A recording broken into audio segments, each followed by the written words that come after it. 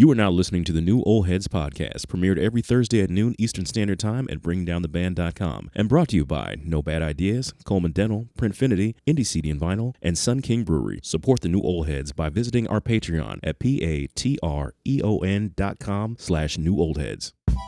You are now tuned in to the new Old Heads podcast. I am Major 7. I'm very excited because my computer is here. It is working. It has space. An abundance of space. Shout out to Lone for checking me, helping me check out the specs. I'm a happy person right now, so I can get in here and finally get to some of these folders. Speaking of Lone, how are you, sir? I'm doing great, man. Doing spectacular, sir. Are you gaming? I'm just hanging out, talking with my friends. I feel you. We ain't gonna bother you. I feel you. Yeah. Let's see. Playing a little 2K. You pick another square down. My man DJ Jay Diff. How are you, sir? Salutations. I'm good, man. I see you with the Soul Brother pick representing out here. Yes, sir. That's a for sure right on, you know. Okay. I'm not too fond of people. This is the quarantine, fro. You know, Yes, I can't get to the barber or whatnot, so I can still grow it, so I might as well show it. Oh, I can still grow it. I feel you. I don't like that. Let's see. Jay Moore, how you doing, my brother? How's everything? I'm doing well, you know, quarantining as we are all. And yeah, man, just maintaining, watching some bad movies on Netflix and Amazon Prime. There's a whole bunch of them. A whole bunch of trash movies. There's a lot of trash movies. Give me one. Give me a trash movie real quick before we introduce one of the trash movies. My Side Piece Won the Lotto.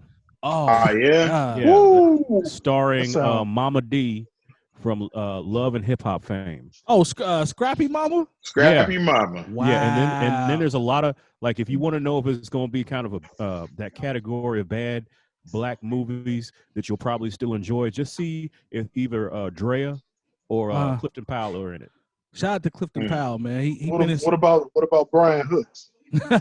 Brian Hooks, yeah, he's an all-star for straight to streaming black cinema. Clifton Powell, Clifton Powell had a few moments now. So, I mean, I feel you. He on that black cinema, but he had a few moments with us. So we can't totally disrespect him. You know what I'm talking about? I mean, he was on that show Eve with Eve. So, I mean, I can't hate on that. I mean, he was Chauncey. He snitched on Kane. So. Yeah. Clifton Powell. Like, the thing is, Clifton Powell has been in straight terrible movies, but then he's been in, like, he'll be in something like Ray. Yeah. But then he'll be in a movie. He was in this movie called Duh Block Party. Yeah, I said it right. Duh, D-A, Block Party. Starring Chopper, who had the song Chopper Style back in the day. Yeah, exactly. So I think I'm going to start a channel just devoted to bad black cinema. I'll watch these movies so you don't have to. I like that in you, man. We appreciate you for that. You should watch them live and comment on content. You know, like the old movie theater joint. Yeah. Oh, Mystery Science 3000. Mystery Science. Yeah. Put that up on bringing out. Put that up on Bringing Down the Band. You know what I'm talking about? Hey, we'll throw it up on our Twitch, man. You can go live, talk about these shitty ass movies. Yes, sir. Yes, sir. We have a special guest in the building today. Longtime friend of mine and actually of ours at this point now. Super producer. I call him from Chicago. Been putting in work. That's what I'm gonna call you, man. Been putting in work for years in the city. Freddie Gibbs, Dom Kennedy, Cassie Veggies, Bun B, Sky Zoo. Who else? Bump J. He just mixed Jim Crow the Musical by Add 2, mixed the entire record. My brother Il Brown is here from the 312. How are you, sir? I'm hunting him down, Mike. I'm hunting him down. You ain't a hype beast though, so I know where you stand. So you ain't a hype beast. You've been collecting for years. Down, man. Hey, you already know, man. I'm missing some flavors according to this book right here. It's all good. Look at this shit, man. It's crazy. Look at this. I mean, you know, in due time, though. Yeah. There's some flavors in there, man. In due time. How are you, brother? Man, we maintaining out here in the shy amongst all this ignorance. For sure. We still trying to figure out if it was out south or out west. Oh, where the party was? That had the pajama jammy jam. You wasn't there? You wasn't there? No, Il Brown don't do shit like that, man. Okay. I feel you. Il Brown is like full force in the back. Like, hey, man, who got a light? Cole bust their ass. They come running out the burning house. You know what I'm saying? Burning house. That's somebody really needed to be on that with them shorties, man. They wow. Hey, But we still gonna blame out. We gonna blame out west still for that one. Though. Still blaming out west. People out west trying to put it on the south side though on my timeline. See, thing is, man, if you ever been on, Mike, you've been on the 9, bro. Ain't no houses on the 9, man. It's all apartments. So that immediately leads me to 290 West affiliates. Being, you know what I'm saying? Then they tried to say it was in Roseland. I was like, nah, Roseland. People in Roseland are a little weird. You know what I'm saying? They don't really like crowds like that. I've been removed for a while, but if I was to guess, I would probably say West Side. If I was to guess, it just reeks of the West Side, man. You know what I'm saying? Like they be outside right now. You go out west, it's raining right now. You go out west, they on the porch. You know what I'm saying? It's not even a covered porch, huh? They just on the porch. They on the porch, champ. Like I promise you, like right now, we can slide out there right now. Get some Uncle Remus, of course, but guarantee they on the porch. True. Well, speaking of that, man, did you guys see? There was a couple things pretty much just involved around the pandemic in general. 2 Chainz was originally going to open up his restaurant. He decided to fall back, and then he had a joint where he ended up feeding the homeless. Killer Mike still has refused to open up his barbershop, which I think is dope. But how are you guys feeling about the possibility of all of this May opening up? Because I'm starting to see things in states close to us here in Indiana. I don't know what you're saying in Illinois, Ills, but we talked about a couple episodes back, Ills, we talked about all these artists and how they're going to have to try to figure things out. How do you fans page pop? So how do you guys feel about the possibility of everything maybe potentially getting ready to open back up? Because I've always said I will be a line stepper. I'm gonna be tiptoeing. I'm not jumping back out of anything. So where you guys at with that, with the possibility of everything possibly opening back up? Man. Wow. Go ahead, Lone. I'm sorry. Go ahead. Yeah, no, I think it just depends on what it is. You know, like I think there are probably some businesses that could open up as long as they are they take precautions, you know, but at the same time it probably doesn't make sense to open up clubs. Right. You know what I mean? Probably doesn't make sense to open up gyms and other certain things where there's a lot of people like frequent and where you can't really control like the situation that's going on.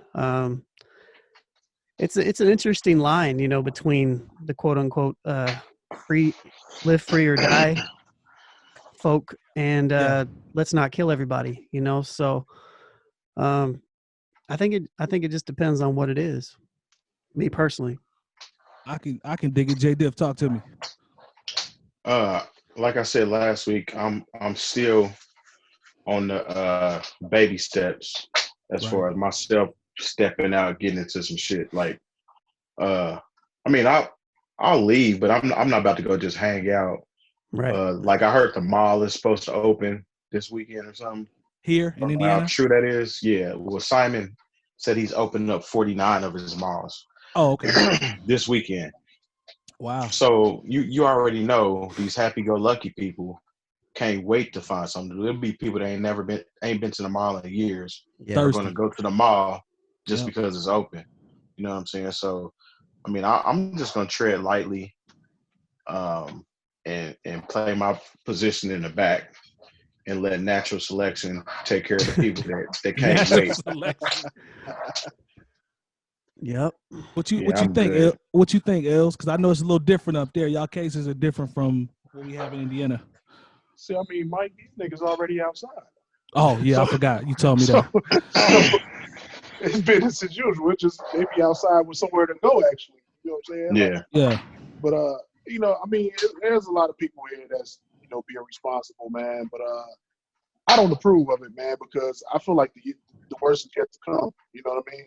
Yeah. And I haven't seen any curves flattening, and I'm not one of those conspiracy theories people that's out here, you know, I done lost, you know, I know people that lost people, and yeah, me too. you know, it's touched everybody. You know what I'm saying? So it's not like we don't know anybody that hasn't been affected by it. You know what I'm saying? So yeah, it's just something I don't think it should be played with. And then out here in Illinois, yeah, people going, you know, it's nothing but habitual line steppers out here. They're gonna do what they want to do, supposedly.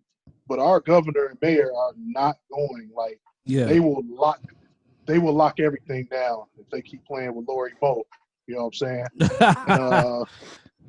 and Fred Flintstone, Frisker out here. And yeah, this is the one city I will say, if these people keep playing, you will see the National Guard. Like they gotta cut it out, man. It's just poor judgment at this point, in my opinion. I can dig it. Jay Moore, how you feeling? Well, I mean, I'm conflicted because, hey, I want to get back to work. You know what I'm saying? But not at the risk of my health. Right. You know, it hit home for me. Like I haven't heard an update. I know he's still with us, but you know, one of the security guards I work with at one of the clubs I work with tested positive for the virus. Wow. You know what I'm saying? And so, like, and I know some people through the peripheral, if you will, who have lost people. So this is very real. You know, the thing is, there's still people out here who are trying to convince you, is like, oh no, it ain't no worse than the flu. Like they're still in a conspiracy theory bag. Yeah. You know, what people got to understand is like the worst flu season we ever had was like 60,000 people. Okay. And that's accounting for an entire year of people getting the flu. Now, mind you, that was a really bad year. The average flu season, you know, because this is the thing. People don't like to read books and actually look things up. They just like to go with things they see in memes instead of doing any actual research. But Facebook. Well, yeah, there you go. There's always somebody. Don't forget outdated articles that'd be like 5 years ago. Don't forget those. And so you got to look at it like this. I think we're at like 54,000 people dead from this thing in a month, maybe a month and some change. You know, we've only been on lockdown, depending on what part of the country you're in, for about 7 weeks. You know, and this is still very, very serious. You know, and to just go out and be breathing on people and being like my neighbors. You know, I have a good friend that lives in Dallas, and down there they're talking about, let's open up the movie theaters, and the people who own the movie theaters are like, no, for how you gonna socially distance in a situation where you gotta sit next? I mean, and Hollywood is still shut down, so you know, right now they're happy for you to watch all their movies through your Amazon Prime membership. Let me ask y'all this, and this is just from we have listeners who are creatives, you know, that whether that's music, is, you know, producing, is DJing, is rapping, if it's photography, I don't know, whatever it is. If you're a creative, if you paint, art, have you guys gone through a block during this time? Because I've had some, well, other than my computer going down, like just motivation issues. Sometimes it's either seize the moment because you have the time to produce, like 𝐴𝐿s, for example. I'll start with you. Like, where's your beat volume at? Like, have you had blocks just because of the situation? Have you been able to find inspiration? Like, where are you at with that? You know what, man? I'm in a kind of a transitional period, like personally, so I haven't really even been cooking, man. But like everything else has been like going crazy, man. Like I've been doing a lot of composing and stuff for the company I work for, Noir Caesar. A lot of mixing jobs have been coming through. Yeah. Because even though I haven't had a chance to, you know, cook up like I want, everybody else is. So that you know, that's continuous work coming my way. Almost to the point of too much, you know what I mean? So, but as far as volume, man, I would love to be able to do more, but you know, I'm in a unique situation where, you know, people are kind of depending on me for, you know, for their, you know, inspiration, you know, come to reality. So for sure, I kind of just been, you know, making sure I get that money. You know what I'm saying? No, I'm not mad at that at all. Terry, spend have all you? Your stimulus. Spend all your stimulus with me. Come on with it. Yes, sir. Terry, what about you? Just from you know, I know you're big on remixes and finding remixes and you know, working on blends, things of that nature. Have you? I know your situation is a little different too. Have you been able to kind of sneak in and find some time? You know, has the bug bit you some while we've been out, just from a creative standpoint? Every intention is there. Like I'll dig a little bit, but man, literally after working from the crib all day and watching my daughter, I usually am drained by the time I'm done. Just working from the crib. You know what I'm saying? So it's almost more draining than actually going to work. Okay. Because I mean, I get up, wash up, go sit at my desk, start working a little bit till the baby wakes up, and then have to work and watch her at the same time. So it's hard. I mean, I want to have some time in order to do some stuff because I have all kind of ideas that I want to do. Yeah. But it's kind of hard to put it on paper right now.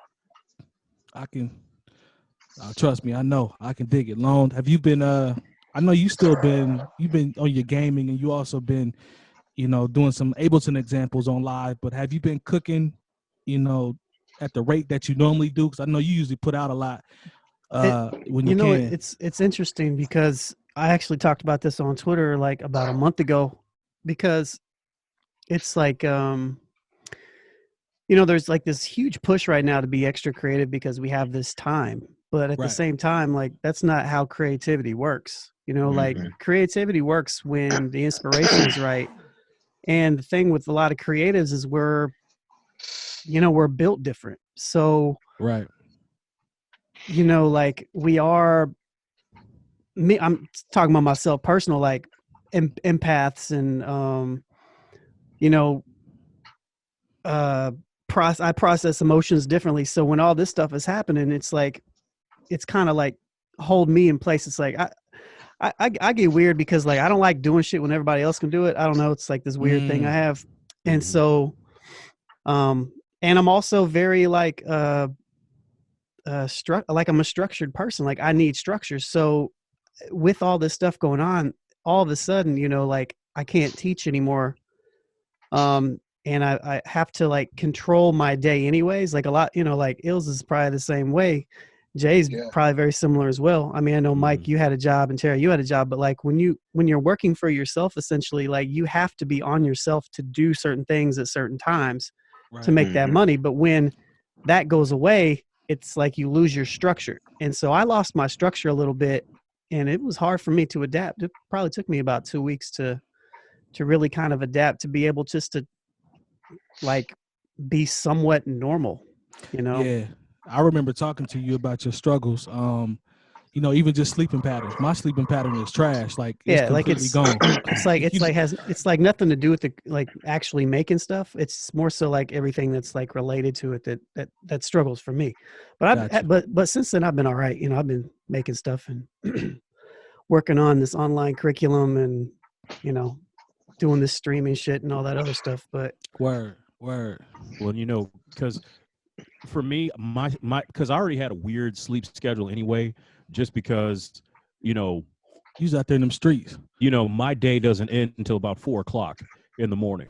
You know, once everything gets finished up at the club, you know, might stand around and, you know, talk with security, do whatever, make sure everything went well, talk to the general manager, you know, might hang out a little bit and just talk shit at the end of the night, just as cats do. But, you know, so usually the end of my day was about 4:30 in the morning.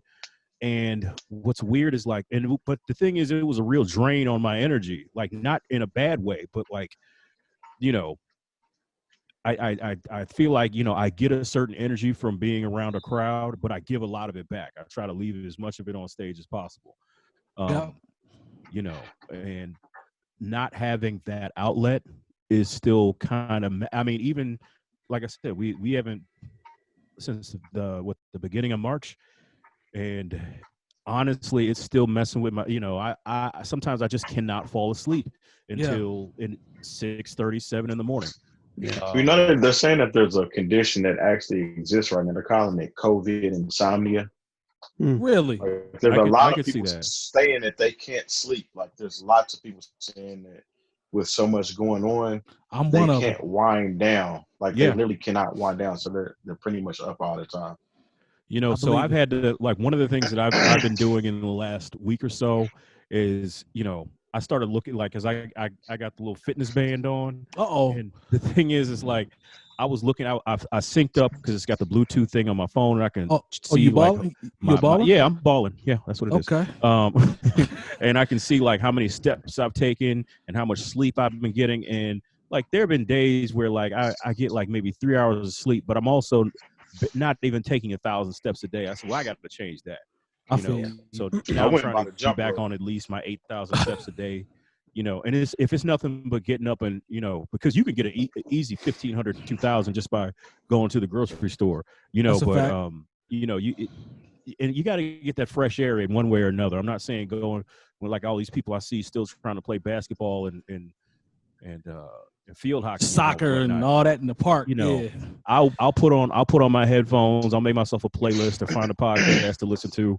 And, if you don't do nothing but just go walk around for like an hour, that's a big part of what a lot of people are missing with their mental health is, sometimes the body can affect the mind, and Definitely. like, I agree, so I agree with that I had to 100%. start getting some, it's crazy. I went to go look for, I was going to, just get some free weights, just to kind of get a little something going, as far as like, just nothing too heavy, but just something, I can't go to the gym.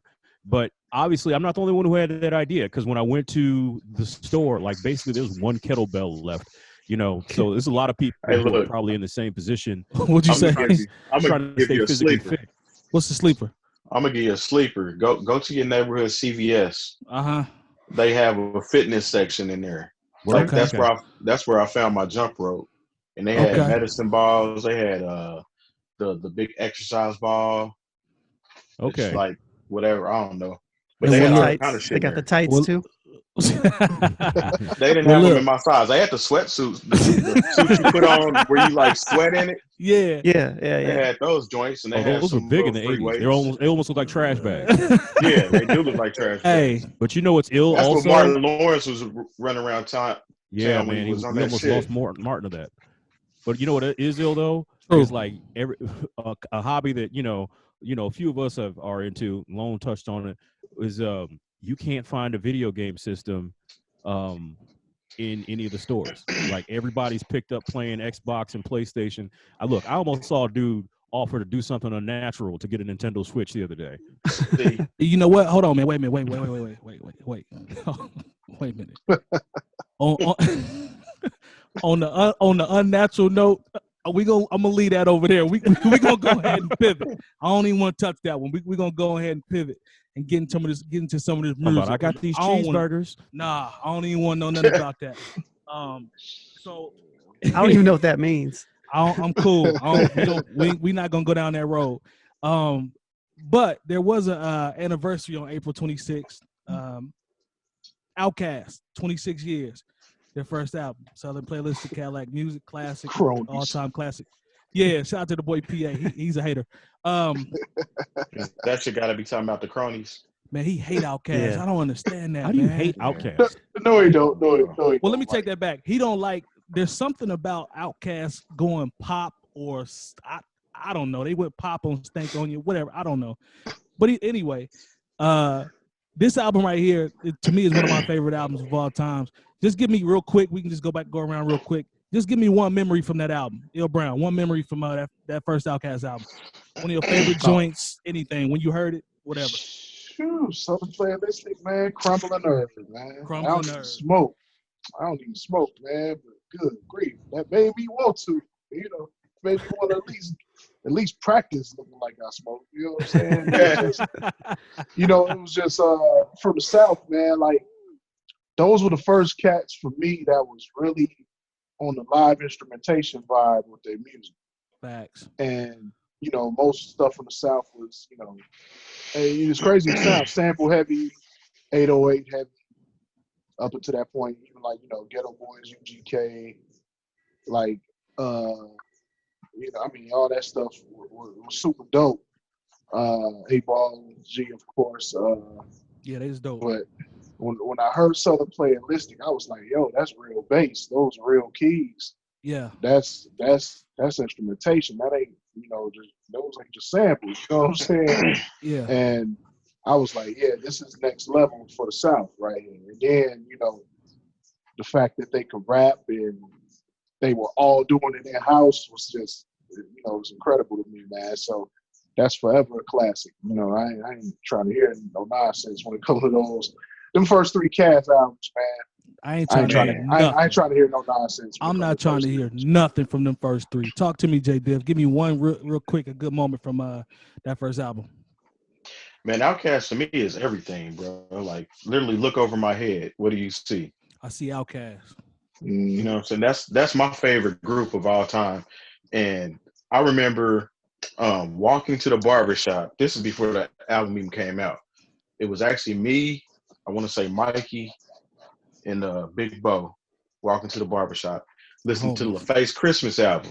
Okay.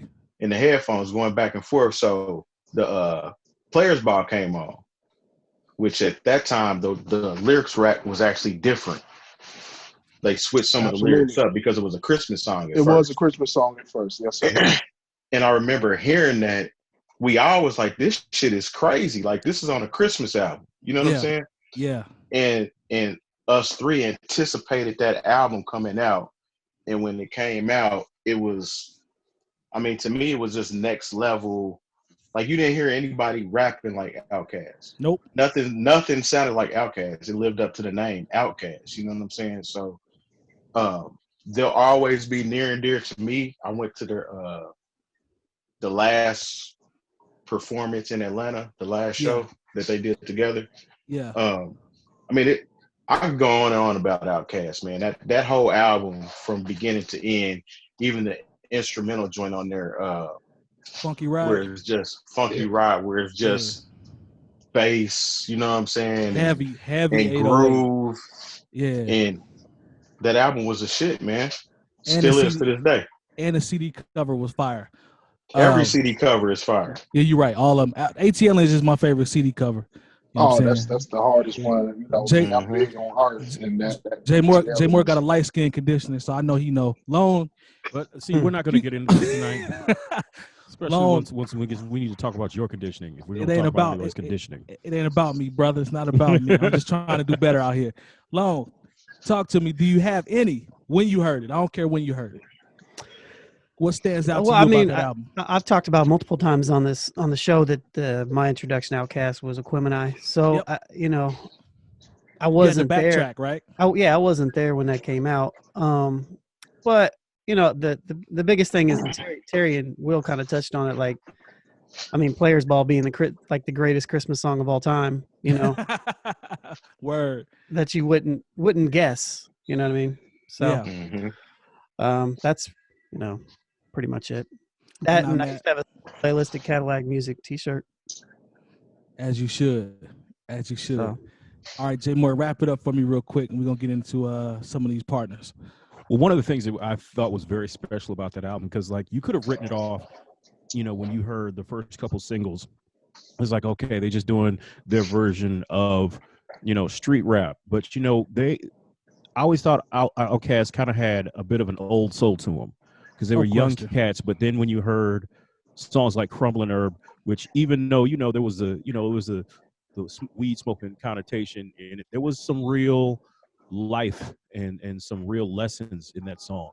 And then "Get Up, Get Out," for them to make that a single, in fact, to introduce a lot of people's introduction to the Goody Mob. True. Because I'm just gonna keep it real. Like the South gets a bad rap because a lot of times people think of the South as at that time it was like Luke and a lot of booty music, and then like 95 South and the tag team, and that was cool for the party, but it was not. There was I had a lot of substance though. I ain't gonna lie. I had this cassette. When you talk about, you didn't have Icons though. No, you didn't. No, you didn't have that. Whatever, man. No, that was your group, man. I had it though. Whatever. When you talk about the substance, who was really trying to kick some real life game, it was the South, because between Ghetto Boys, Outkast, and Goody Mob, for a little while, that was the conscience of hip hop, because the East Coast was on its own thing, bringing that, with street level dope dealer hip hop, bringing that up, and then the West Coast, with the G Funk, really the soul and the conscience of hip hop and messaging was in the South. and I don't think they get the credit for that they really should for that particular time. Even when you're talking about a few years later, you talk about a group like Dead Prez, they got connections, to Florida, so I think that's something that when you talk about, when they always want to talk about conscious hip hop or whatever, they don't ever really talk about the contribution that groups from the South had. And I think that Outkast is definitely a part of that legacy. Outkast, the thing that made Outkast so dope to me is that they were conscious. They were talking about their surroundings, but it wasn't like preachy conscious. Like it was fly shit that they was talking while they was doing it. Yeah. I mean, because like, you could tell they was talking about hoes on there. They smoking weed. Strip clubs and all that. They was talking about all that, but it was fly how they did it though. Like it was jewels, but it was fly. Yeah, it was a different side of the coin because you had Arrested Development that would be considered conscious as well. Right. But it wasn't that same. Arrested Development wasn't gritty like Outkast was. It wasn't. They didn't have the swag Outkast had either. Like, right. Even the production, like Ills talked about, like with just man, like organized noise, like the swing and just the way they was in there grooving with the keys and like you said, the live bass. Think about how that come on with the bass and all that. Like, it's just crazy, man. Like how Get Out start that first note that you hear, like it's in your face. You know what I'm saying? It gets your attention immediately. They just was different, man. So iconic album. We always got to show Outkast love. I didn't realize it was that damn long ago. It make me feel old. Because I can remember when the album came out, but classic, man. One of the most important albums of hip hop, not just the South. Let's shout out the partners real quick. Shout out to Sun King Brewery. They have taken care of us here. We got a pack in today. Got some IPAs. Got some good stuff here. We appreciate their support. Printfinity. Jay Diff actually has a Printfinity joint on right here. If you look in his screen, that is the Neighborhood Nip remix. EP that Lone and I produce, myself and Lonegevity. So he printed that. That is his company. So support your own, support your local, support your own. That's what I always say. Indie CD and Vinyl, we really appreciate them. They provide us with all the wax that we use for all of our raffles on Patreon, as well as, just Patreon and whenever we decide to give something away. So we really appreciate them. Coleman Dental, get your teeth is right, as we always say in Broad Ripple. And Bringing Down the Band is always the hub. That's where you can find everything related to the new old head. So make sure you go to find Bringing Down the Band on YouTube, subscribe, hit the bell for notifications so you can stay in tune with new music. Check out the Twitch page too. Yeah, the Twitch is about to start popping. We've been talking trash about 2K. We're going to invite Il Brown in there to get smoked as well. So make sure you check us out on Twitch. Then last but not least, No Bad Ideas, one of our oldest partners. They continue to lace us with product. Lone has some product on there. You can usually see it around our set. Hats, book bags. They got wallets. They got everything. So we really appreciate it. They got bulletproof wallets. Bulletproof wallets. I got a No Bad Ideas air freshener in here right now. Really? I thought you was about to say No Bad Ideas pick that you had in your hair, brother, but I didn't know they had those. That's an old joint. Okay. I didn't know they had air fresheners. Still have it. It's a throwback. Oh, that's love. Oh, okay. Well, that's just is that actually an air freshener? I thought it was just their tag. It's an air freshener. All right. That's what's up. I didn't get one of those, so okay. Yeah, this is old. You must have been plugged back in 3, 4, 5, 6 years ago, huh? Yeah, that's actually closer to 8 or 9. That's from the Cut Camp era. So I'm not mad at it, I am a little bit, but I ain't gonna show it. All right, so let's see. Since we got brother Il Brown here, something interesting happened how many months ago did we talk about this, Ills, about your situation with some drums out in the air? How many months ago was that? Before January. Was it January? Yeah. So we did a review. We talked about Gibbs and Madlib Bandana. Love the album. I think that shit is fire top to bottom. Absolutely. But there's if I'm not mistaken, half Mann, half cocaine. Am I correct, Ills? Absolutely. That's so there's a breakdown on that joint, and I remember you call it. I'm sorry. Go ahead, Lone. It's not even a breakdown. It's just doesn't the beat switch? The beat switch is like the beat does switch halfway through, but oh yeah, you're right. You talking about which song it was? Yeah. Yeah, that's all. But that's the joint with the breakdown and everything, 2 parts. But to Lone's point, there's some drums in there that sounded very familiar to my man Ill Brown. I remember him calling me saying, "Yo, no, you posted it first, and I called you. I take that back." It sounds like that's your. It is no sounds like it is your loop, brother. We heard it, and me and Lone we mashed it up, tried to sync it up. That is Stop your loop. fighting our shit.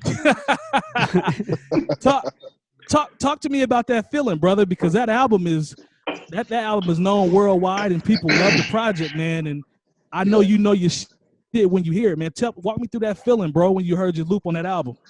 It's actually wild, man, because you know, I got a lot of homies that do sound kits and sample packs, and they're getting real placements from it and stuff like that, right? So, it was, you know, I'm old school in my approach. I'm not the 10-minute classic album guy. Right. Like if I can't sit with an album in its entirety, it'll take me months to get around to listening to certain albums. Bless your heart, man. So Bandana had been out for a long time. And it was, I got it on vinyl, so I was like, okay, I got some downtime. It's time to drop the needle on it, light a candle, and let's see what the fuss is about. You know what I'm saying? And I'm playing it, I'm vibing. Then I get to the Half Mann Half Cocaine. I had never heard the song prior to it, so I get to the Half Mann Half Cocaine record, and I immediately just stand up, like, hold on. I'm saying, like this is what we own, you know what I'm saying? So, and I already kind of feel indifferent about the sample packs and stuff. I still chop drums from vinyl, man. I still go find rare breaks and still, you know what I mean? So, I work hard to get my drums, you know what I'm saying? And I work hard to, EQ my drums. Yes, I have a partnership I curate for NativeInstrumentSounds.com.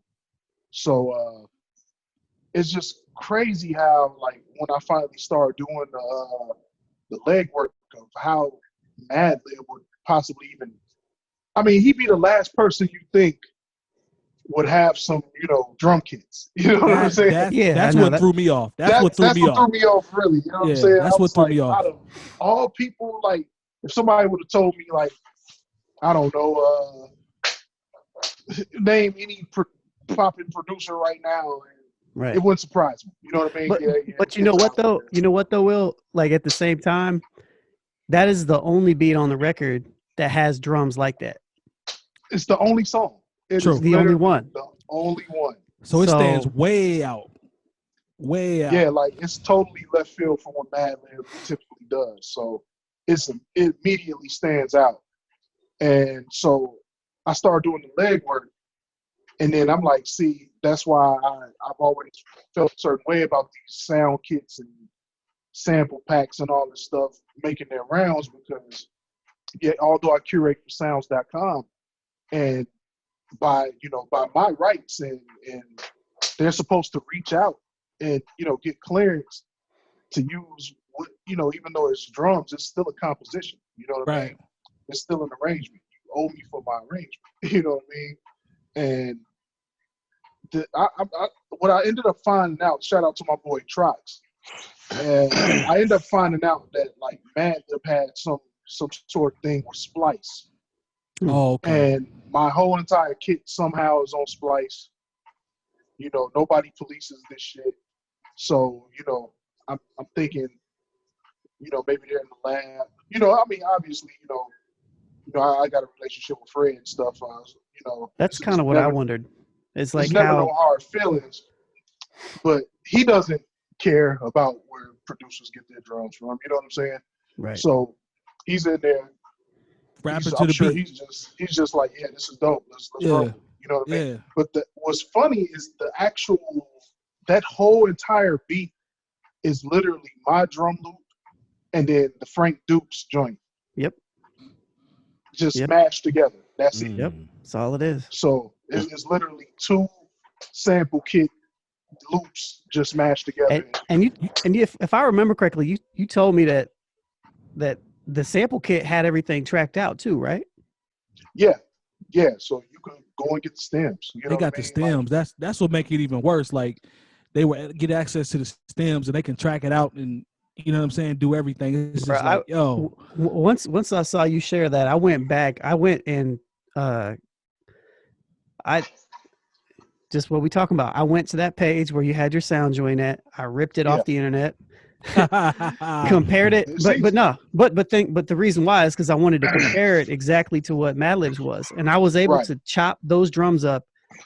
I chopped them up a little bit, but I was able to chop them up exactly to sound exactly the way that it is on Half Man Cocaine or Half Man. Wow. Cocaine. You know what's crazy? When the album came out, this is prior to us talking about it. Lone says it was Jay Moore said, "Hey man, that Half Man Half Cocaine, y'all heard that? That shit is hard." Lone says, Madlib got some trap drums on there. I said, huh? Yep. I hadn't heard it yet. I remember that conversation. Lone was like, Madlib got some trap shit on there. I said, wait a minute, what? So I started going through the album. I'm like, oh, he did get a little bounce to it. Come to find out, it's this dude's bounce that's sitting right in. I'm looking right at him. I'm like, I know this my homie's bounce. Like, what's going on? You know what I mean? Like, I was definitely thrown off by that, man.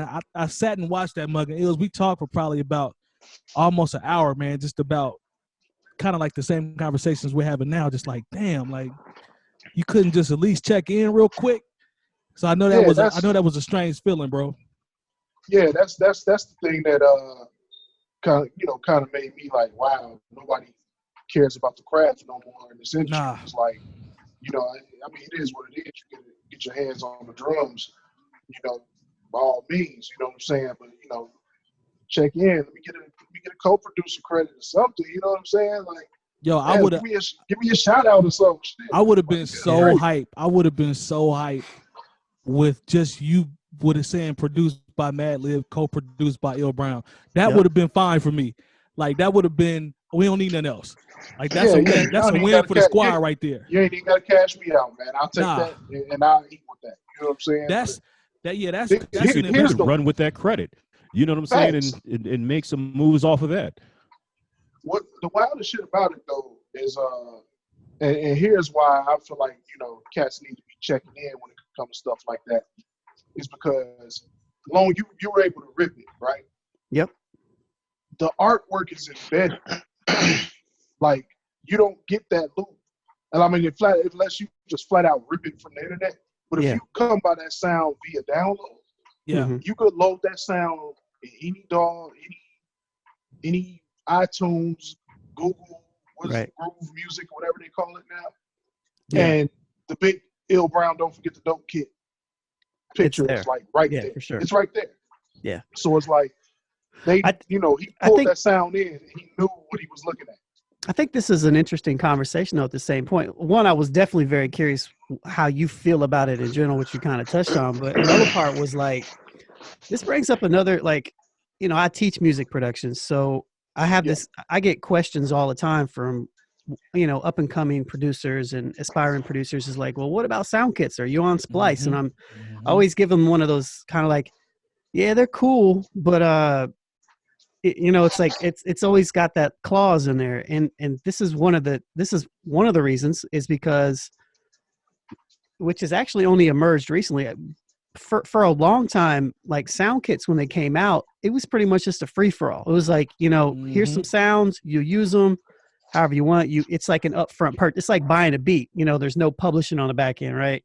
Right. And then the industry has kind of evolved over the last 5 years to the point of what you're talking about, where like you're putting out an entire pattern, you know what I mean? Like, or you can get like a Frank Dukes kit or like shots to kits from Ill Mind.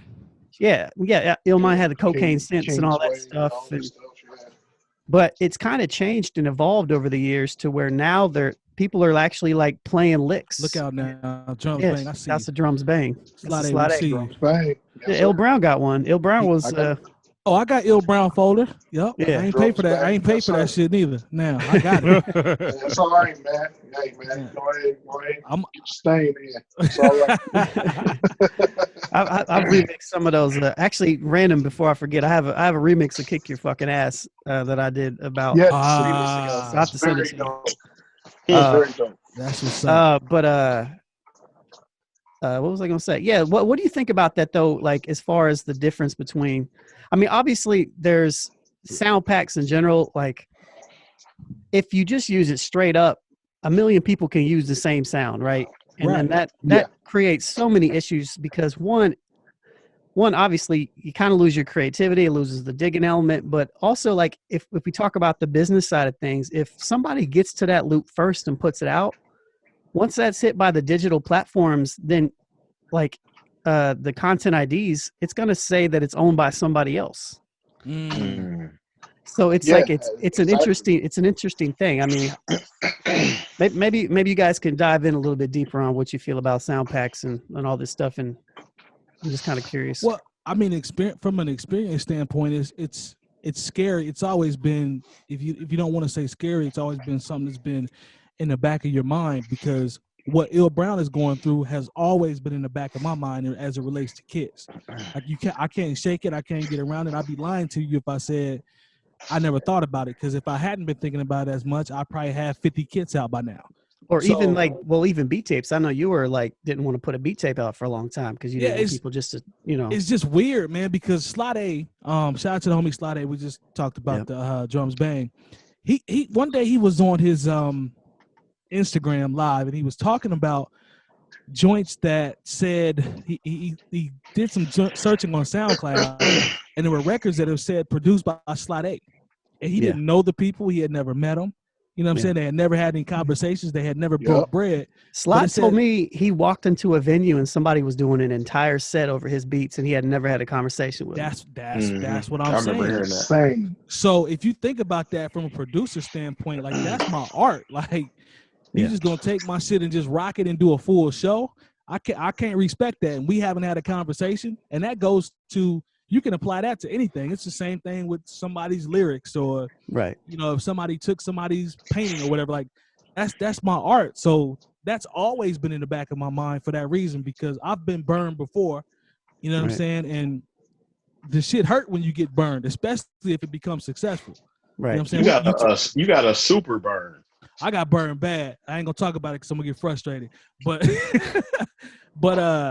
nah, man, it's like that shit hurts when you see it pop up like that, because you know the hours that it took for you to sit in front of the machine and you know and craft that thing out. So it's always been in the back of my mind, in my opinion. It has, for sure. Yeah, man, for sure, bro. Like I'm very apprehensive. Like I've taken so much stuff down off the internet because just the way things have been going, man. There's no integrity. You know what I mean? Like it's just as simple as reaching out to somebody and coming to an agreement. Like, yo, can I rock over this? Hey, can I compensate you a little something? Can we come up with an agreement? Like, there's literally none of that no more. It's just, yo, it's out here. I'm gonna take it. I'm gonna do what I want, and I'll deal with the consequences later on. I never thought I'm sorry, go ahead. It's crazy. Yeah, it's crazy because it's like, you know, it doesn't even weigh the cost to fight it, because lawyer fees are going to be 10 times what you were going to get as compensation. So it's like, you're between the rock and the hard place, man. Like, do you hoard all your, you know, your content and all the stuff that you've created? Do you just, you know? See, I never thought it would feel better. You know, if you'd have told us, Ills and you know, Don, whenever we started way back in the day, if you'd have told me 10 years ago, you know, that I would feel better sending beats to someone versus having someone going online to, you know, maybe stream it to listen to it and see if they like it. Like I'm looking at it like, yo, it's better just to send it to somebody that you know, have them listen to it, and then you break bread and then we discuss it, we come to terms. Because it's like, yo, if you put it out on the internet, it's the wild, wild west. Like, it's a wrap. You know what I mean? Like, it's over for you. So it's damn near like, don't let it go to YouTube.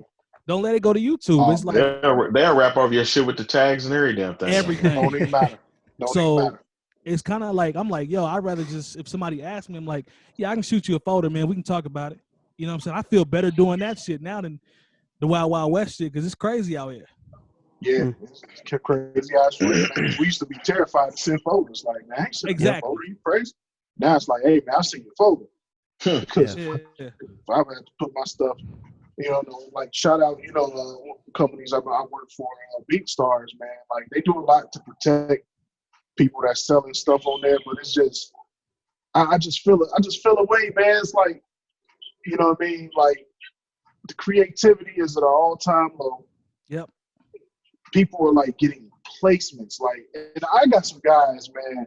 Like my boy 𝐀𝐁 got a Kanye placement off a sample pack. That's love. And like the On God record, that's the main synth composition that's my boy 𝐀𝐁, and he's out of Milwaukee. Shout out 𝐀𝐁, and like we on our podcast on BeatStars, we were able to interview 𝐀𝐁, and he was like, yeah, man, like I came up with this composition, and then Kanye's people got a hand on it, and then I had to take it off.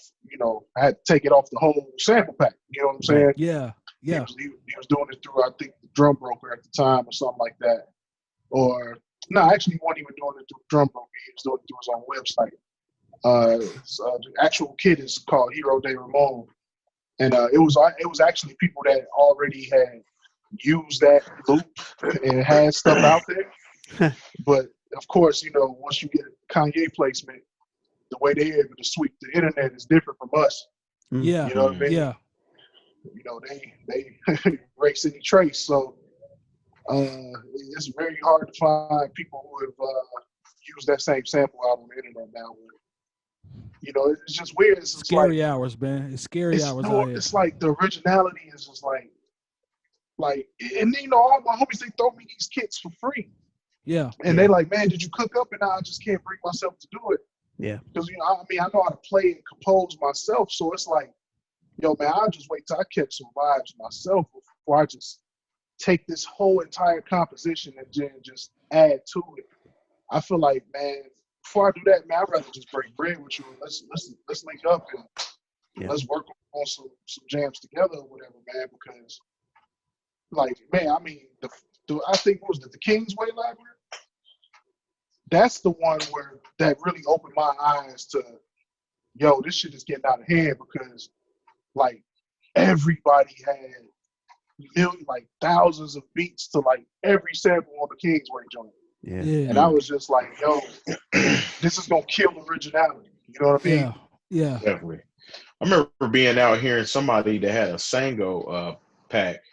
Yeah. They did that exact same loop that Sango do. Like you don't hear nobody using that same do until Sango did it. Yeah. And now you'll literally run out and hear all kind of people doing that same loop from his beat pack. Yep. It's crazy, man. I got all these packs, man. I every once in a while I'll dip into some of the drum packs and stuff like that. Actually, quite a bit, but it's really hard for me personally to like jump into like the sounds, like playing like progressions and chords and stuff. It's like it just seems like cheating. Like a one-shot sound, you still have control over like what you're doing. You know what I mean? Right, exactly. But like the one shots are like when you start talking about entire 8-bar sections. Yeah. That's and they a whole. That's and a they be full as hell too, though. They be full. They be full. And it's like not, people are making beats and then tracking them out and then selling them as stems. It's like it's not the same concept as taking a record and chopping up a sample. Those are two different things. Right. Like we talking about full blown compositions that are already complete, and like people floating those around. I'm like, yo, what if 100 people make a record off that same loop? Like that's whack. Yep. Like it's like whoever get it first. It just waters whoever gets it first. It just waters the game down, because it's like, to your point, you said it, the creativity, the originality, like the shit is gone. You know what I'm saying? Like what it ends up resulting in is a dangerous game of big bank take little bank, and more clout absorbs your clout. You know what I mean? And it could be 100 versions of that beat out there, and nobody will care about except for the one that's the most popular. Yeah. And then that in turn is backed by an ecosystem of lawyers and sample clearing, and money, where it just doesn't even matter. You know what I mean? So I'm with you. Yeah, they just crossed that Billy. So Yeah. you ain't about to go to war with him. No, he got that Exactly. paper. He just get you up out of there. Yeah, Nobody's he just nobody's gonna fight that. Like, it's over for you. You ain't gonna fight that. So you might as well just go ahead and take that L. You know what I'm saying? If you get caught in the wild wild west, it's over on that one.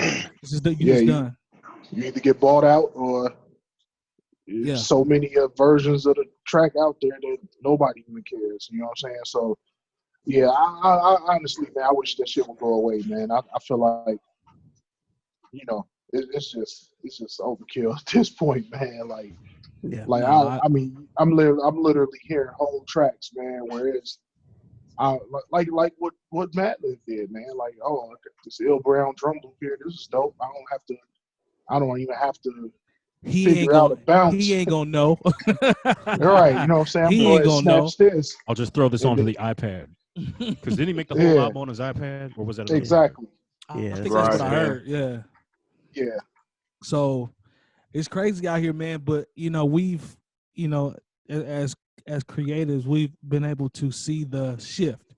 You know what I'm saying? It's nowhere near what it was, and you know, I always tell people, you know, you have to adjust to the times. You know, that unfortunately, or however you want to look at it, you have to adjust to the times. But it's just some of this shit is just weird. It's just like the ethics and a lot of the stuff that the principles that we were raised on and came up on, they just don't exist anymore. Now it's just like a free for all. You know what I'm saying? But you know what? I think we're just in a different digital era. Yeah. You know, like there's always, I mean, remember the Alchemist sold the same beat to two people. Right. You know, it was Home Sweet Home for Razzcast and We Gonna Make It for Jadakiss. Yeah. You know, so I mean, he double dipped on his own beat. You know, but when he, you know, because Razzcast was the smaller name. What crazy? They put that out. They still put the song out. I remember it was on 12-inch. But you know, Jadakiss was just a hotter name at the time. I mean, that's one of his biggest records. Pete Rock. Yeah. The beat that Jay-Z and Kanye had for the Joy that was on the Watch the Throne album. I think it was Strong Arm Steady that has that same beat from Pete Rock. You know, and crazy things. I like the Strong Arm Steady record more. A lot of that's on the artists too, man, because the artists are buying them leases. They're not buying them exclusives. Yeah, I mean, talk that talk. But at the same time, his producers would be like, look, you know, so-and-so, that's cool, but this dude over here, you know, I'm just go ahead and sell him the beat, and what you gonna do? Yeah. Yeah. Like, and it comes down to, you know, the producer literally, like Lone said, you can be like, yeah, they copping, if people copping leases, it's like, yeah, but if this dude gonna throw me, you know, $75,000, even though I already leased it to somebody else, or even if somebody bought the rights to it, you can see some people being like, well, let me go ahead and get this $75,000 real quick, even though I sold it to whoever who copped it. I mean, but why wouldn't you? If you had the option up there to either lease or buy, and then in the terms it states that if you lease something, right? Yeah. If somebody come and snatch it up, then they own it. Then... No, but what I'm saying is the people that scratch their head, even though they sold the rights, but still double back and be like, you know what? I'm gonna get the 75 G's, even though I sold this to well, that's the joy with the lease, though, right? Because the lease is you're not selling the rights; you're just you're letting them borrow it. I'm talking about the people that cop outright, like sell it outright, and still like double back and sell it outright again. Well, shit, that's a lawsuit. I mean, if you got the juice, yeah, that's a lawsuit. I'll tell you what ends up happening with that, and a lot of the artists are so irresponsible, and they don't get a contract. Yeah. Like, dude, you're buying something exclusively, and you want to sell it, you want to own it. First of all, it's going to cost you a lot more money than, because now you're talking about ownership. Yeah. And I still want my publishing. You know what I'm saying? Right. You know what I'm saying? I still want my publishing. I still want my writer's credit. I still want all of that. And you're going to pay a lot more. You know what I'm saying? So it's just one of those things, man, where I just feel totally indifferent about just working with people that's on at all nowadays, man. Like, I feel like it's more important to break an artist and kind of build your own infrastructure and build your own situation, man. Like, it's a lot of the reason why, like, I kind of get mad at the homies sometimes, because it's like, at the end of the day, I know with Lone, I know with Maja, we always gonna find a way to circulate our connects. Yeah. Whatever resources we have, we're not gonna go outside of the team to like if Lone needed, Lone is exceptional at mixing now. He don't need me no more. You know what I'm saying? But if he was like, yo, I got something really robust, yo, can you help me out?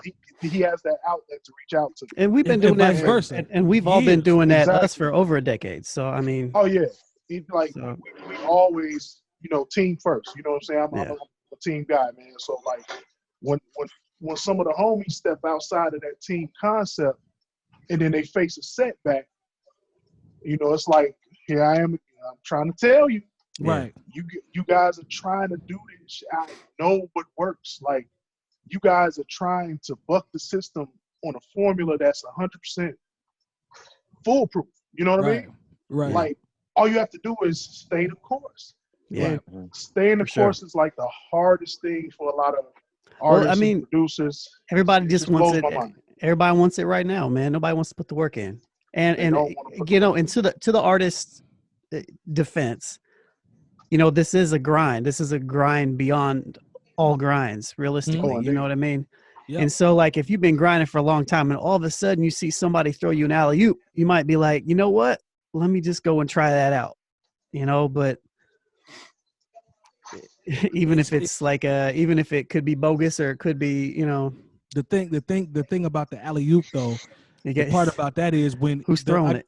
Who's throwing it? Number one, yes. Who's throwing it? Well, are they even throwing you a basketball? Right, for sure. It's like, I think what Ills is hitting on is like, even like if they throw you an alley-oop, but it's something that can be obtained within the crew.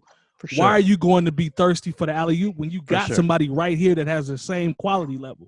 Absolutely. You know what I mean? Like, it's clout. Essentially. It's just clout chasing. It's all clout chasing, man. Like, you know me, I don't bite my tongue for shit. So I'm gonna give y'all some direction that just recently went down. So I was working with an artist, Roy Kinsey. Yeah. Shout out to Roy. Dope artist, Roy, man. He's tough. Mike Spitz and all them guys. And, I'm all about the homies progressing and getting better and then stepping out and, finding their creative niche. You know what I'm saying? Yeah. Right. But let's still not forget it's strength in numbers and it's strength in unity. Yeah. Mm-hmm. So, it's like, we had all this success with Roy's Black Key album. Yeah. And it's like, hey, man, let's keep that going. But as opposed to that, I don't get any calls to mix. I don't get any calls to produce. Mm. And then you start noticing things without my contributions. The press isn't the same. The outlets where the music is being showcased isn't the same. The quality of the music isn't the same. And that's not on accident. You know what I mean? Like, if it ain't broke, don't fix it. If it's not broke, don't fix it, man. But the beauty in this story is, for every situation like that comes full circle to an add to situation where you end up mixing his entire album. That album is incredible. You know what I'm saying? And so what somebody too, right? Because like the reason why I even got on the Add To project to mix was because Ad heard Blackie. See, you see how it worked? You see how it worked? It's tough out here, man. A lot of this cut off your nose to spite your face behavior is the reason why people got to start over from literally zero. When you don't have to. True. You know what I mean? When you don't have to. That'd be like you throwing all the hard work over the years you put in to bring it down the band and just throwing it away. Like, you know what? I mean, I'm gonna take this. We're gonna actually, I'm gonna change it to a K-pop site in the next week and just say fuck it. Can't I heard it's that big right now. Can't wait for that era to start. Yeah, on that era. Major 7's gonna be the featured artist. Yeah, we're gonna do some of that, man. I'm doing all K-pop trap. That's what I've been working on my free time. K-pop trap. I'm bringing that to the game. See me at the Grammys, goddamn. Y'all gonna. Hey, I tell you one thing. Hey, we going. I'm gonna have an Easter suit on. We going. I ain't gonna hold you up. You come up with a producer aliens and make a bunch of those tracks and get a beat star paid. You make $30,000 a month. On some bull. And the it's thing just is, hot over there.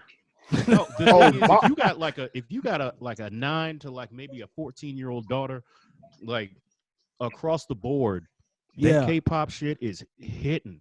Like that's it. Yes. Nah, it's of hella course, because I don't popular. know any of the songs, but my friend was telling me, he said, look, there's no new edition for this generation. There's not even New Kids on the Block or Backstreet Boys for the generation. I gotta do my So that's what K-pop they're homework. into is K-pop.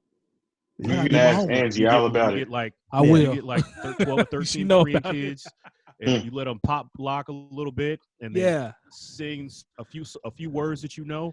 Yeah. Like they filling up arenas with that shit, and the fact that we Nah, don't they know selling any of shit those out. songs or any of the artists. It's like When that, they huh? came on TV at some They're award selling show, that and I shit heard out. all them people screaming, I was like, "This can't be real." Look out real. now. It's very real. Real life. I'm gonna have to do my research on that one. Real quick before we get out of here. Did y'all hear Bastard Child, the Biggie joint, which you can find on bringingdowntheband.com? Yes, it's Yes. Produced by Static Selector. What did y'all think, man? Because it don't sound like I think he took a verse. Thank and you. I think he Yeah. coupled it with another verse and he put a beat on it. Yes. Because I was looking for. And it sounds okay. It sounds okay. It's not I was like looking for an original joint. I don't know the first verse. That's the new one. But that sounds like that's clearly Life After Death Biggie. But then when you listen to the second verse, that's when Biggie was still rapping kind of like there's a little bit, he wasn't as laid back with his flow. I've heard the second verse before. It's on the second on the verse joint is with on Eminem. Born, the second verse is on Is it Born Eminem? Again. It's the Well, song yeah, that it's it's the called I second Hope You verse Niggas is on- Sleep. That was Yeah. on that. Yeah, it sure is. I The haven't second even part of that listened verse to is it. that. And It was when cool. I got hyped because I'm thinking when I heard it, I was like, okay. I actually jumped the gun for no reason because I'm thinking, all right, I don't think Static Selector would have been producing for Biggie. So I got hyped Not and was back like, then. oh, it's gonna be a new Biggie joint that somebody else produced. Then I saw Static Selectors. Then I was like, all right, he got some acapellas from somebody, and he's calling it an unreleased Biggie joint. So That's like But you me know when good and well, if there's a Biggie track out there, Puff would have got that bread off that already. come on now. Right. Yeah. Yeah. Puff stuck his head in there and was like, nah, I heard him. Hey, bro. Yeah. You go ahead and bang that. Nah, man. Like I was a little let down on that one because I was thinking one thing, and once I saw Static, I was like, "Yep, he been piecing shit together." And Man, you can never. Anytime something comes out that's released after the artist passed away, posthumous releases, you can never put too many eggs in the basket on those joints, man. Yeah. I mean, it's never that same feeling. Never. Yeah. The only person that had unreleased shit that you could tell that it was legit was probably Pop, because he just did so much shit. You can tell it wasn't pieced together, but then you still hear the shit that's pieced together. In fact, hey, them Machiavelli joints, like the Machiavelli 19s, and Boy, man, there's so much foolishness on them joints, man. Yo, this shit sounded like it was recorded in a bathroom. Nope. There's one of the Machiavellis. It wasn't even Tupac. It was somebody that sounded like him. It was Machiavelli 7. It's like a Doom imposter. Bruh, Yeah. like there's so many. If you look on Tupac's artist profile, title, or whatever you subscribe to, there's so many. When you go past his albums and go to featured on, like he got like 100 things that he's featured on outside of the albums that he put out. It's just it's like 4 Outlaws albums. Like it's just a whole that bunch one of Outlaws album that came out though that had Pac all over was cold. Yeah, Still I Rise. That was dope. Is that Still it? Rise, Still I yeah. Rise was cool. It had Yeah. Little Baby Don't Cry. I gotta revisit that one because the majority of those joints I look over Had because I'm Unborn like, Child on there. Who Do You Believe In? Yeah. see, Yeah, there was some records on that joint. I gotta go back. I gotta go back and revisit that because as soon as I see blah blah blah, as soon as I see blah blah blah blah blah featuring Tupac, I'm like, oh shit, here we go. Somebody done found some acapellas and put them that on Outlaws album was legit. Okay, Yeah. I'm gonna have to revisit that one. I'll take y'all word for it. That'll work. All right. So did I forget anything? Anybody have anything? I was just gonna say you forgot that. to mention. Go ahead, my bad.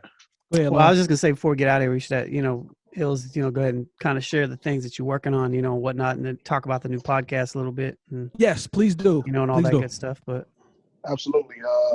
Got a podcast coming with Beat Stars. Shout out to them. My bro Trox, my co-host Candy, formerly of iStandard. I think a couple of you guys may know Candace, but yeah, that's coming. Got some super dope guests lined up, man. Got to get you guys on there for sure. How often are you? How often are you doing it? We're gonna be dropping a new episode weekly, I believe. Weekly? So, Okay. yeah, Okay. start May 8th. So that'll be the first one. Okay. We actually having a contest right now, man. We're letting B-Stars community submit some theme music for us. I ain't really looking forward to that shit, but it's all good. So, anytime you got to judge the submissions, man. Yeah. That's something crazy, man. Lone love submissions. Oh yeah, they're spectacular. Then got stuff coming up with No More Season, man. We're developing G14 classified app that's going to be groundbreaking. We're getting in that arena, man. We're fighting a good fight. We're going up against the Netflixes and all them in the world. So yeah, some major, man. Of course. And real quick, tell us a little bit about North Caesar. Oh man, North Season. So basically, a group of us, man. Shout out to my bro Johnny O'Brien, NBA Pod Forward. Big John, that's the homie. He's good. He's a good guy. Corey McHale, Marcus Jacks, the whole team. Avery, Dave, and Denisa. My boy Vaughn Alexander does a lot of our graphic design. We basically started a publishing company, man, specializing, and I wouldn't even call it diversity. Basically,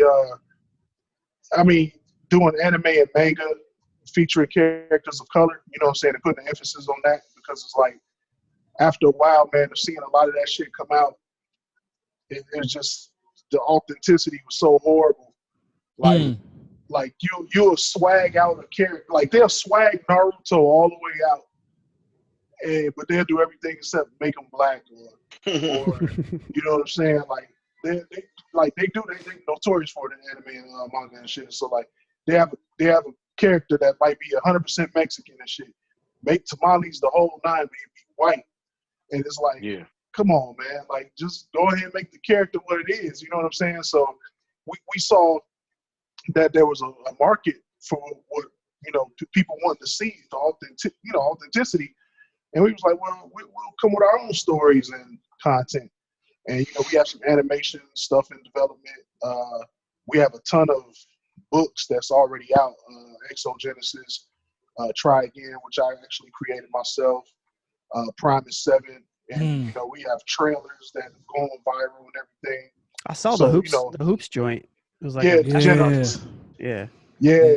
that's doing, tough. they like really hooping, you know what I'm saying? Like, that's tough. There's real moves on that clip now. There's some real moves on there.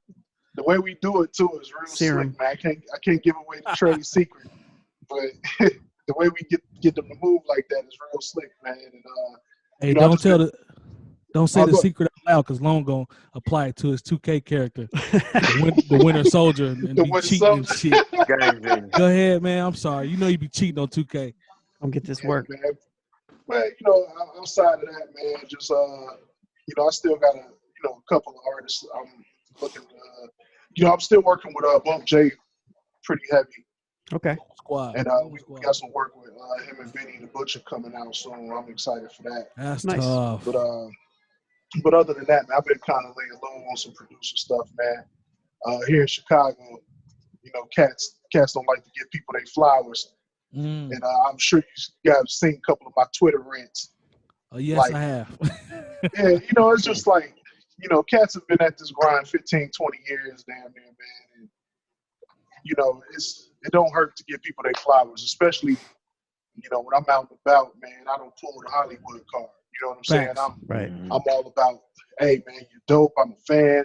I'm not scared to say it. Yep. And I don't need to be in the green room to let you know that. Facts. You know what I'm saying? I'll buy a ticket to your show, all that, man. You know what I'm saying? So it's just, I'm just sick of all the fake shit, man. And, for sure. I just want everything to get back to a level of authenticity where, it's not necessarily survival of the fittest, but, people who would do this shit for free deserve to get paid, man. And that's how I feel. I can do it. Like Young Top Teller, he the best thing smoking out of Chicago. I'm telling you. Let him tell it, boy. I'm telling you. These cats, man. and it's wild, man, because like none of these cats were even nowhere to be found. Even Major, when you lived in the shop, like you remember who was popping. You know what I'm saying? I sure do. It wasn't none of these new cats. You know what I mean? That's self-proclaiming themselves to be the GOATs and the best in the city, this, that, and the third. And I'm like, I mean, it was even to the point where, Lump came home and was like, man, these minds, they act like I ain't put on, you know what I mean? Man. So, Yeah. I had a lot of talks with Lump, and he's just like, yo, these cats is disrespectful. So, hey, it's like I said, man, it's the It's the Wild Wild West, brother. It's the Wild Wild West. We appreciate you coming out and not coming out. Zooming with us, coming in. You know what I'm saying? Ain't nobody going nowhere. We chilling. Yeah, we it's the bunker series. I'm talking about. Yeah, the next time you can travel, you got to come back down to Nap because it's been about what? Yeah, you overdue, bro. I ain't been there, man. Going on, it'd be about too long. Too long. Yeah, that's way too long. Was it the return of the hardcore joint? Yeah, that's the last time you was there. Oh yeah, I forgot about that. Yeah, because did that and then we did Beats and Breakfast too. Yeah, been too long. It's been too long, bro. It's been way too long, man. I gotta get down to the Nap, man. You know what I'm saying? Gotta make my rounds, man. Y'all gotta take me to some of them spots. Yeah, everything's closed right now, but yeah. When we're able. Yeah, when everything open up, man, we gonna definitely kick it. I know Jay Moore got to get the coaches, so I'm gonna go ahead and close everything up here for the entire crew. Longevity, Jay Moore, Jay Diff, our special guest, 𝐀𝐿 Brown. We appreciate all of the support as always. With you rocking with us. Make sure you check us out on YouTube and remember to subscribe and hit the notification bell. Search Bringing Down the Band, get you all the information you need. We appreciate all the support. We love the hate as well. And we will see y'all next week. Peace. In a minute. Yep.